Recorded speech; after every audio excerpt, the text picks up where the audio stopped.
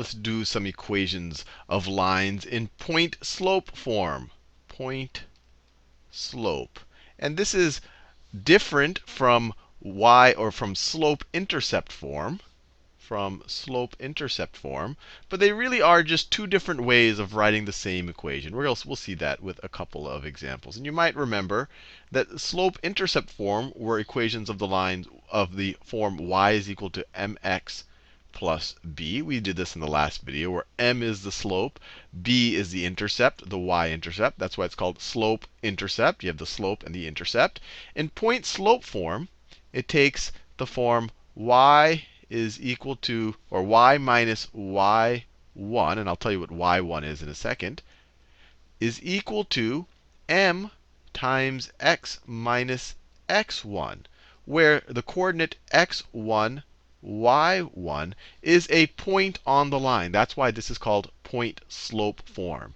Now, these are just two different ways of writing the exact same thing. You can always algebraically manipulate this to get that, or algebraically manipulate that to get that. And I'll show you that with a couple of examples. But let's just do a few in point-slope form just to make things concrete in your head. So here we have a line that has slope of negative 1 over 10. So m is equal to negative 1 over 10.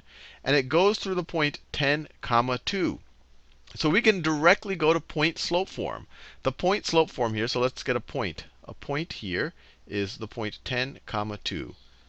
So we can immediately go to point-slope form. Y minus, this is a y value that's on the line. So y minus 2 is going to be equal to the slope, negative 1 over 10, times x minus an x value, times x minus 10. Just like that. And we're done. We just put it in point-slope form.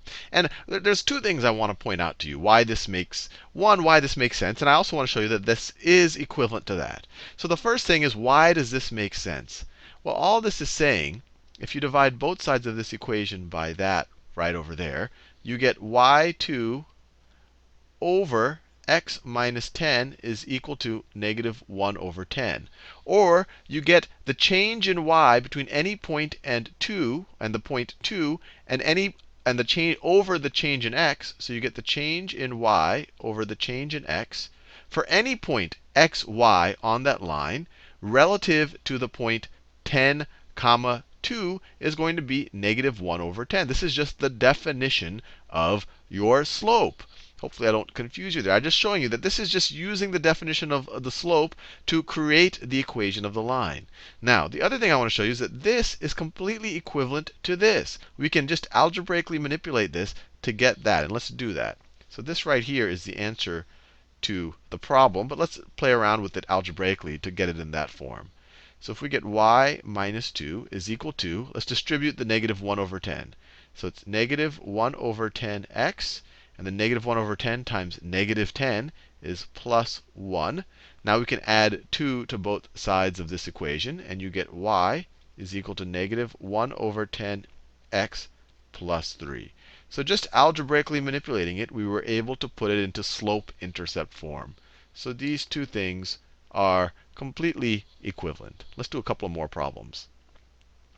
The line contains the points 10, 12, and 5, 25. So let's figure out the slope. So the slope, which is equal to change in y over change in x, is equal to, well, let's just use this point first. So let's say it's 12 minus 25. 12 minus 25 over 10 minus 5 over 10 minus 5. And this is going to be equal to 12 minus 25 is negative 13 over 10 minus 5, which is 5. So the slope here is negative 13 over 5. Let's put it in a point-slope form, the equation. So it's going to be y minus, let's use this point right here, y minus 25 is equal to the slope, negative 13 over 5, times x minus this point, 5. We just knew that the point 5, comma 25 is on the line. So y minus 25 is equal to the slope, which we figured out, times x minus 5. And we're done. That's all. And if you want, out of interest, you could do the algebra to put this into the slope-intercept form, to the mx plus b form, and see that they are completely equivalent. Let's do another one. So they gave us our slope. It's 3/5, and the y-intercept is -3. So here, immediately, this would be very easy to put it in the slope-intercept form. In slope-intercept form, intercept form, the equation of this line is y is equal to the slope, 3/5 x, plus the y-intercept, -3. And we'd be done. But how do you put this into y-intercept, into point slope form? So how do you do this into point slope? Point slope. Well, we know the slope. We know that m is equal to 3/5. We know m is equal to 3/5. But do we know any points on this line? You need a point and a slope to immediately put into point slope form. Well, we know one point. We know the y-intercept. The y-intercept is -3. That means when x is equal to 0, y is equal to -3. So our point is the point 0, -3. You could have tried to figure out other points. You could have said, oh, when x is equal to 5, y is equal to 0. There's all sorts of things you could have tried out. But this one was just sitting there for us. The y-intercept is -3. That means that the point 0, -3 is on the line. So let's write it in point slope form.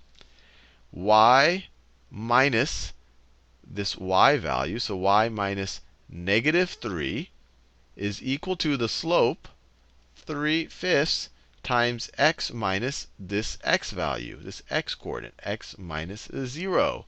Or, and this is point slope form, this could be y plus 3 is equal to 3/5 times, we could write times x minus 0 if you wanted to be, you really wanted it to make it look like point slope form. This would be point slope form, but it's kind of silly to write x minus 0. So you could just write y plus 3 is equal to 3/5 x. It's not 100% clear that you're in point slope form yet right now, but I think it's silly to write x minus 0. And obviously, to go from here to there, you just have to subtract both sides, subtract 3 from both sides, and you'll get that. So these are almost equivalent. I mean, they are equivalent in terms of what they represent. They're even almost equivalent in how you write them. You just have to subtract 3 from both sides of this equation to get to that one. Let's do another one. Let's put this in point slope form. So they're giving us information when x, so they're giving it in the form of x f of x, right?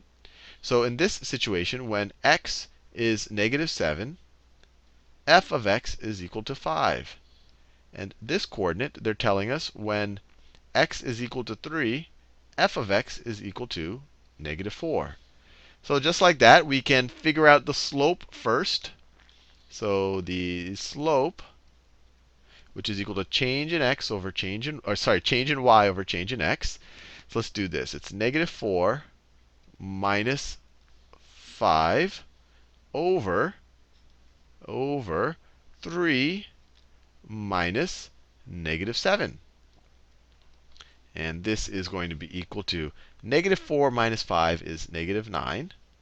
And then 3 minus -7, that's the same thing as 3 plus 7, that's 10. So the slope is -9/10.